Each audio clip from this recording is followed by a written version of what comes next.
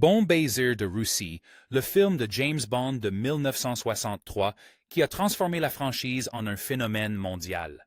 Aujourd'hui, nous levons le voile sur 21 anecdotes insolites et inoubliables qui se cachent derrière ce chef-d'œuvre de la guerre froide, ainsi qu'une information bonus qui pourrait bien être l'histoire la plus captivante de l'histoire de Bond. Des projections présidentielles secrètes aux véritables gadgets d'espionnage, ce documentaire explore les profondeurs de l'histoire de la saga. Le roman préféré du président. Voici un fait qui a changé le cours de l'histoire de James Bond. En 1961, le président John F. Kennedy a classé le roman d'Ian Fleming, Bond's Bases de Russie, parmi ses 10 livres préférés de tous les temps dans le magazine Life. Cette recommandation a propulsé le livre en tête des ventes à travers l'Amérique et a directement incité les producteurs Albert Broccoli et Harry Saltzman à le choisir comme suite de Dr. No. Mais le lien entre Kennedy et ce film est encore plus profond. Le 20 novembre 1963, 2 jours seulement avant son assassinat à Dallas, Kennedy a assisté à une projection privée de Bon baiser de Russie à la Maison-Blanche. Ce fut le dernier film que le président ait vu. Ce détail troublant a hanté ce film comme une ombre pendant plus de 60 ans. Le retournement de situation derrière le meurtre initial. Le film s'ouvre sur James Bond qui se faufile dans un jardin éclairé par la lune, avant d'être pris en embuscade et étranglé par un mystérieux assassin. Le début est choquant, mais soudain, la lumière se fait et l'on découvre que l'homme tué n'était pas Bond, mais un mannequin d'entraînement portant un masque prothétique à l'effigie de Seth.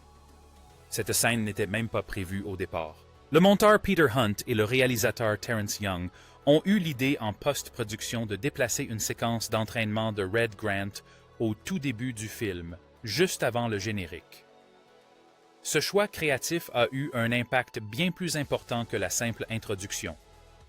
Il a instauré la séquence d'action précédant le générique, devenue depuis une marque de fabrique de tous les films de James Bond. Une modification de dernière minute a changé la franchise à jamais. Un véritable championnat d'échecs à l'écran.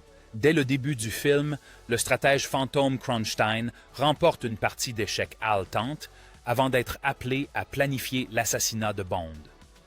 Ce jeu n'a pas été inventé par un scénariste. Cette image est tirée directement d'une des parties d'échecs les plus célèbres de l'histoire. La position sur l'échiquier recrée les derniers coups de la victoire légendaire de Boris Spassky sur David Bronstein lors du championnat du RSS de 1960 à Leningrad. Il s'agissait d'un brillant gambit du roi, et Spassky lui-même l'a qualifié plus tard de sa partie la plus inoubliable. Les cinéastes ont légèrement modifié la position, en retirant 2 pions blancs. Apparemment parce qu'ils croyaient à tort que les parties d'échecs pouvaient être protégées par le droit d'auteur. Spassky deviendrait plus tard champion du monde, et sa plus grande partie entrerait à jamais dans la légende. Immortalisée dans un film de James Bond, la plupart des spectateurs ignoraient qu'elle dissimulait un véritable pan de l'histoire des échecs. Une reine de beauté devient James Bond Girl. Daniela Bianchi n'avait que 21 ans lorsqu'elle fut choisie pour incarner Tatiana Romanova, devenant ainsi la plus jeune actrice à interpréter une James Bond Girl, un record qu'elle conserva pendant plus de 20 ans. Mais avant même de fouler un plateau de tournage, elle avait déjà conquis la scène internationale. En 1960, Bianchi fut élue première dauphine de Miss Universe, où elle remporta également le titre de Miss Photogénique. Elle n'était d'ailleurs pas la seule reine de beauté du film. Martin Beswick et Eliza Gore, qui incarnent les 2 gitanes guerrières, avaient elles aussi remporté des concours de beauté. Bianchi a insufflé à Tatiana élégance et vulnérabilité, et son alchimie avec Sean Connery est devenue l'un des duos les plus emblématiques de la saga. Si vous avez vu notre vidéo sur Dr. No, vous savez que les James Bond Girls sont toujours inoubliables, mais Bianchi a placé la barre encore plus haut. La voix qui n'était pas la sienne. Voici quelque chose que la plupart des fans ne réalisent pas, même après avoir vu le film plusieurs fois. Chaque mot prononcé par Tatiana Romanova a été doublé par une autre personne. Daniela Bianchi ne parlait pratiquement pas anglais au moment du tournage et récitait ses répliques phonétiquement avec un fort accent italien. Le réalisateur Terrence Young savait que cela ne conviendrait pas à un personnage censé être une cryptographe russe. L'actrice britannique Barbara Jefford a donc été engagée pour réenregistrer intégralement les dialogues de Bianchi en post-production. Bianchi est à l'écran, mais c'est la voix de Jefford que l'on entend. Ce procédé était courant dans le cinéma européen de l'époque, et Bianchi sera d'ailleurs doublée une nouvelle fois dans un film ultérieur, une parodie de James Bond intitulée Operation Kid Brother, avec, ironie du sort, Neil Connery, le frère de Sean Connery dans la vraie vie. On n'inventerait pas une histoire pareille. Spectre est né de la prudence de la guerre froide. Dans le roman original d'Ian Fleming, les ennemis de Bond sont Smirch, la véritable agence de contre-espionnage soviétique. Cependant, les réalisateurs ont délibérément opté pour une solution différente. Alors que les tensions de la guerre froide étaient à leur comble et que la crise des missiles de Cuba était encore vive dans les mémoires, les producteurs Broccoli et Saltzman ont jugé trop risqué de faire de l'Union soviétique le véritable méchant. Ils ont donc créé Spectre, une organisation criminelle fictive sans allégeance politique. Ce changement a permis à la franchise de s'affranchir de tout conflit géopolitique unique. Bond pouvait désormais affronter les méchants de n'importe où, n'importe quand.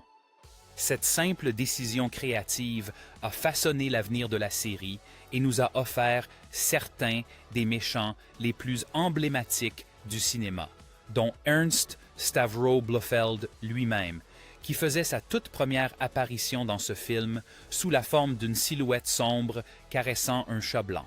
La naissance de Q. Les fans de James Bond connaissent Q comme l'un des personnages les plus appréciés de la franchise, le génie inventeur qui équipe Sept de ses outils les plus extravagants. Mais le Q que nous connaissons et aimons est né ici même, dans Bons baisers de Russie. L'acteur Desmond Llewellyn y faisait sa première apparition dans le rôle, succédant à Peter Burton, qui avait incarné le personnage sous le nom de Major Boothroyd dans Docteur numéro Llewellyn, interprétera ensuite Q dans 17 films de James Bond au cours des 36 années suivantes, devenant ainsi l'un des acteurs ayant la plus longue carrière dans la franchise. Sa scène d'introduction dans Bons baisers de Russie, où il présente à Bond sa légendaire mallette truquée, a servi de modèle à toutes les scènes de Q qui ont suivi. Des stylos explosifs aux voitures invisibles, tout a commencé avec un homme, une mallette et ce film. Le méchant qui se tenait sur une boîte, l'interprétation par Robert Shaw de Red Grant, assassin du Spectre, est l'une des performances les plus menaçantes de l'histoire de James Bond. Froid, calculateur et d'une stature imposante, Grant semble être l'égal de Bond en tous points. Mais voici un secret que Shaw lui-même a révélé au Tonight Show. Il mesurait en réalité 10 cm de moins que Sean Connery. Pour maintenir l'illusion que Grant représentait une menace physique colossale, Shaw dut se tenir debout sur une caisse en bois lors de leur scène commune. Malgré la différence de taille, sa performance fut si puissante qu'elle attira l'attention d'un jeune cinéaste nommé Steven Spielberg. Des années plus tard, Spielberg confia à Shaw le rôle du chasseur de requins endurci Quint dans Les Dents de la Mer, un rôle devenu tout aussi légendaire. Une seule interprétation d'un méchant de James Bond donna naissance à une toute autre légende du cinéma. Une nomination aux Oscars pour un rôle inoubliable. Le choix de Rosa Klebb pour incarner James Bond est un coup de génie. Le réalisateur Terrence Young avait initialement choisi l'Autrichienne Lotte Lenya pour le rôle après avoir écouté l'un de ses enregistrements musicaux. Lenya n'était pas une actrice comme les autres. Lauréate d'un Tony Award, célèbre pour ses rôles dans l'opéra de Quatsus de Bertolt Brecht et Kurt Weill, elle avait récemment été nommée aux Oscars pour Le Printemps romain de Mrs. Stone. À 61 ans, elle insuffla à Klebb une menace glaçante, presque reptilienne, qu'aucune actrice plus jeune n'aurait pu égaler. Et puis, il y a ses chaussures. La lame empoisonnée dissimulée dans la chaussure de Klebb est devenue l'une des armes les plus emblématiques de l'histoire de James Bond.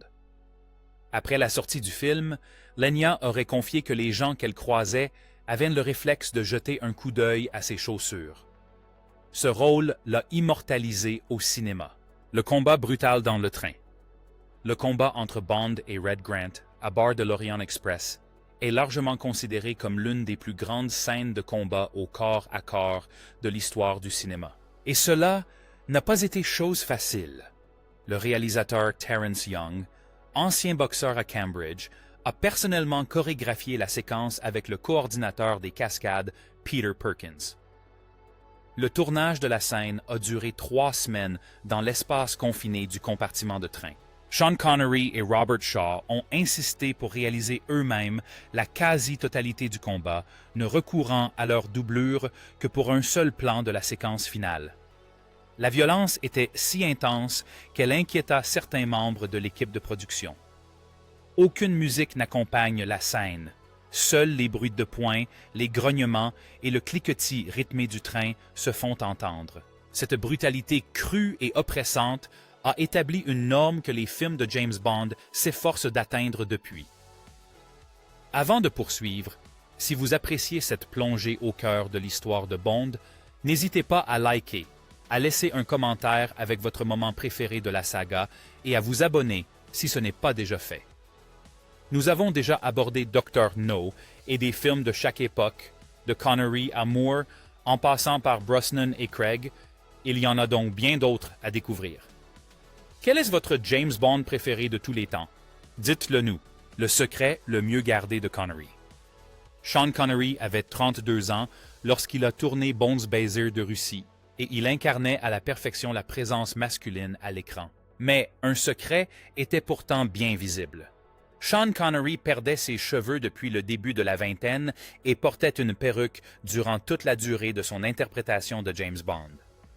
Ces postiches étaient confectionnés sur mesure et soigneusement entretenus, et la plupart des spectateurs n'en avaient absolument aucune idée. Connery lui-même en parlait avec une remarquable franchise par la suite, plaisantant même sur le fait qu'il avait commencé à perdre ses cheveux à 21 ans, et que cela ne l'avait jamais freiné. C'est un de ces détails qui, une fois connus, change complètement la perspective sur chaque James Bond. L'agent secret le plus célèbre du monde avait lui aussi un secret. La mallette qui a tout déclenché. La mallette que Q offre à Bond dans ce film est bien plus qu'un simple accessoire. C'est le moment qui a donné naissance à la légendaire tradition des gadgets de Bond.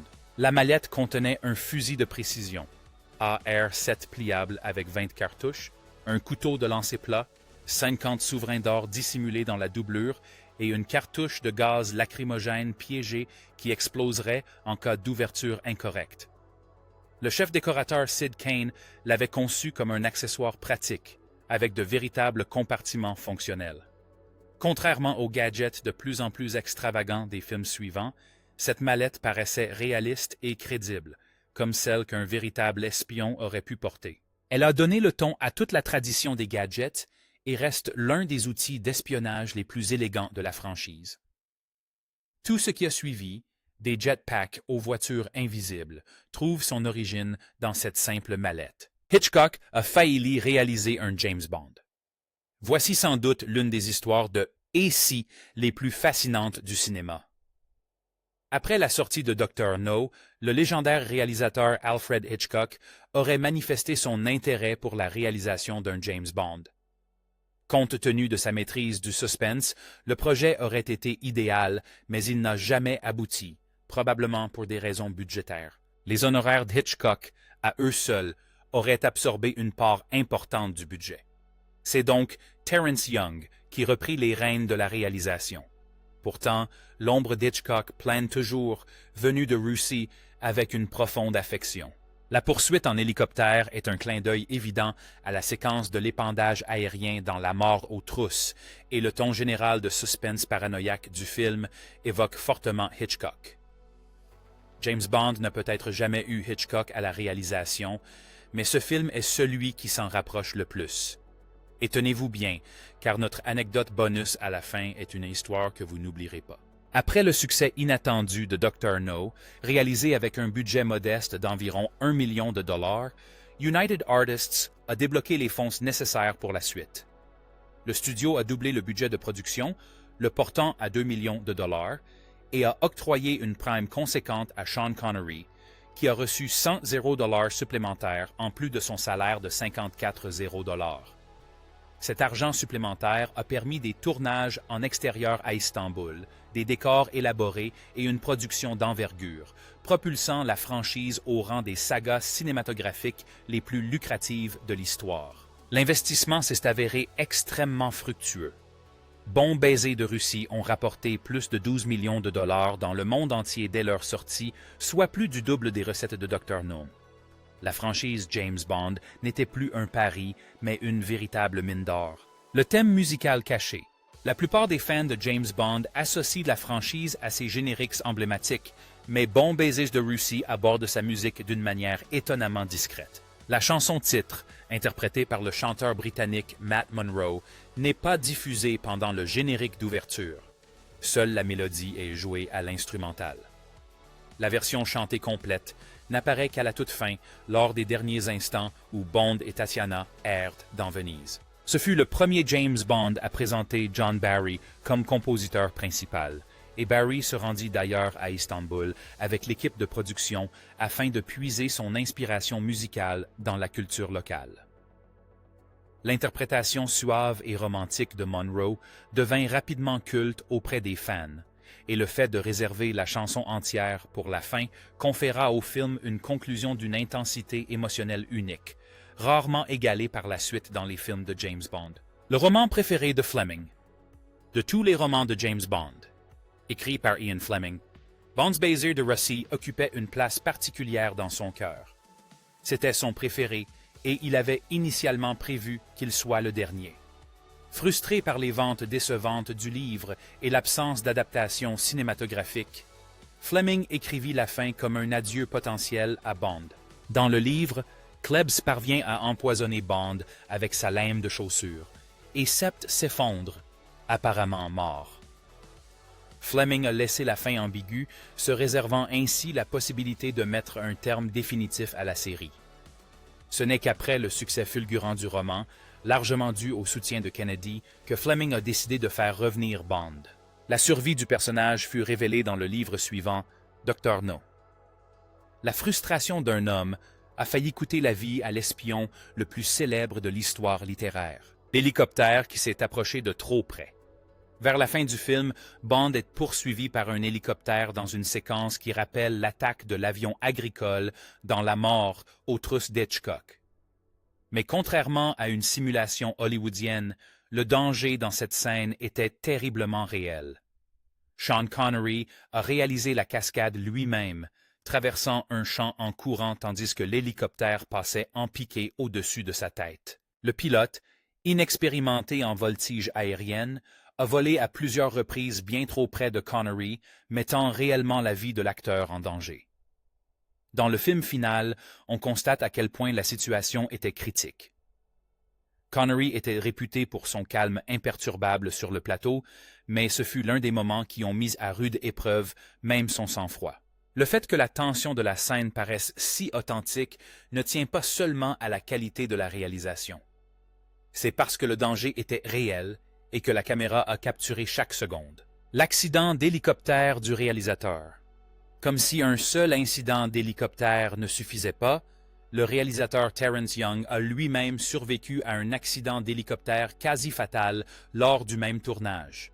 Le 6 juillet 1963, alors qu'il repérait des lieux de tournage pour la scène de la poursuite en bateau à Argyle, en Écosse, l'hélicoptère transportant Young, le directeur artistique Michael White et un caméraman a été pris dans une violente rafale de vent et s'est abîmé dans l'eau. L'appareil a coulé par 12 à 15 mètres de profondeur. White fut éjecté et s'en sortit avec un coude contusionné.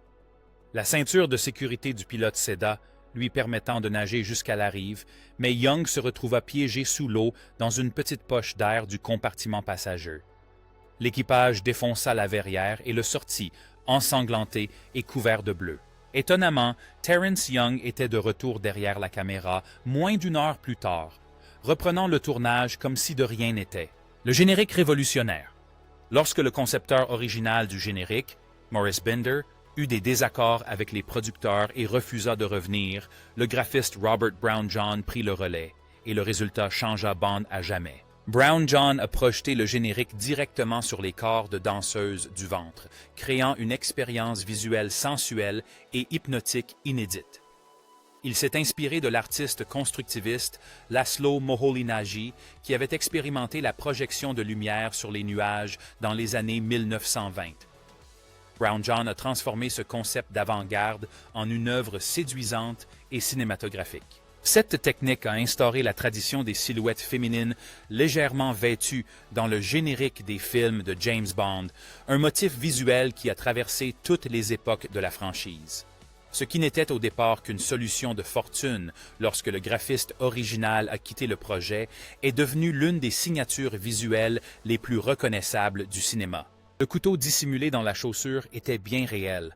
La lame empoisonnée cachée dans la chaussure de Rosa Klebb est l'une des armes les plus mémorables de l'histoire de James Bond, mais voici ce qui la rend véritablement troublante. Selon plusieurs sources, y compris les anecdotes du film lui-même, cette chaussure à couteau rétractable était inspirée d'une arme réelle utilisée par le KGB pendant la guerre froide. Les agents du renseignement soviétique étaient connus pour porter des lames dissimulées dans leurs chaussures, et Fleming, qui avait travaillé pour le renseignement naval britannique pendant la Seconde Guerre mondiale, s'est largement inspiré des techniques d'espionnage réelles pour écrire ses romans. Le couteau dissimulé dans la chaussure n'était pas une simple fantaisie. Il s'inspirait du monde bien réel et mortel de l'espionnage durant la guerre froide. Cette connaissance transforme l'un des moments les plus théâtraux de Bond en quelque chose de bien plus glaçant. Dans cette franchise, la frontière entre fiction et réalité a toujours été plus mince que la plupart des gens ne le pensent. Anecdote bonus. L'acteur qui a tout donné. Nous vous avions promis une anecdote bonus et celle-ci vous marquera longtemps après le générique. L'acteur mexicain Pedro Armendáriz a été choisi pour incarner Carambé sur la recommandation du légendaire réalisateur John Ford. Mais juste avant le début du tournage, on lui a diagnostiqué un cancer en phase terminale. Plutôt que de remplacer l'acteur, le réalisateur Terrence Young a réorganisé tout le planning pour tourner ses scènes en premier, les condensant en 2 semaines. Malgré la douleur, Armendáriz a tenu bon jusqu'au bout, déterminé à laisser un héritage à sa famille. Pendant le tournage, lui et Ian Fleming, lui-même gravement malade, se sont rapprochés en évoquant leur ami Ernest Hemingway, qui s'était suicidé plutôt que d'affronter une maladie incurable. Une fois le tournage des scènes terminé, Young organisa une fête d'adieu. 1 mois plus tard, Armendáriz se suicida. Il ne vit jamais le film achevé. Pour les scènes restantes, Young lui-même a servi de doublure, filmé de dos. C'est l'une des performances les plus courageuses de l'histoire du cinéma. Bon baiser de Rossi est bien plus qu'un deuxième James Bond. C'est le film qui a défini ce que pouvait être James Bond. Les gadgets, les méchants, le générique d'ouverture, tout s'est cristallisé ici en 1963. Et derrière chaque image se cache une histoire de créativité, de courage et de sacrifice. Si cette vidéo vous a plu, n'hésitez pas à liker, à vous abonner et à nous dire quelles informations vous ont le plus surpris. Un petit défi. Laissez un commentaire avec un Klebb Kick pour nous montrer que vous êtes arrivé jusqu'au bout. Nous avons passé en revue les films de James Bond de toutes les époques. Devrions-nous nous attaquer à un autre classique de Connery ensuite? Quel moment de ce film vous donne encore des frissons?